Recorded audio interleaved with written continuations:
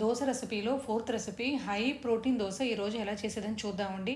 ఈ దోస వచ్చేసి పిల్లలు పెద్దవాళ్ళు అందరూ ఇష్టపడి తింటారండి. టేస్ట్ చాలా బాగుంటుంది క్రిస్పీగా.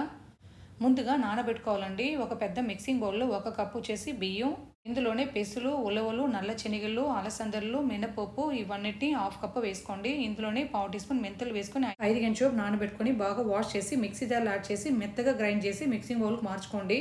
గ్రైండ్ చేసిన పిండిని 5 గంటలు పులియబెట్టాలండి. దాని తర్వాతే మనం దోశలు వేసుకుంటే బాగా వస్తాయి. కొద్దిగా పిండి తీసుకొని ఇందులో సాల్ట్, ఇంగువ, కొద్దిగా నీళ్ళు వేసుకొని బాగా దోశ పిండిలో కలుపుకోండి. నేను బాగా వేడిగా ఉన్నప్పుడు మీరు దోశలా వేసుకోండి. ఇందులో బట్టరు, నెయ్యి లేదంటే ఆయిల్ వేసుకోండి. ఒక సైడ్ కాలినాక ఇంకొక సైడ్ టర్న్ చేసుకోండి. టేస్ట్ చాలా బాగుంటుందండి. హై ప్రోటీన్ దోశ ఇది. పిల్లలు పెద్దవాళ్ళు అందరికీ వచ్చి మనం వారంలో 2 రోజులు 3 రోజులు చేసేస్తే చాలా హెల్దీ అండి.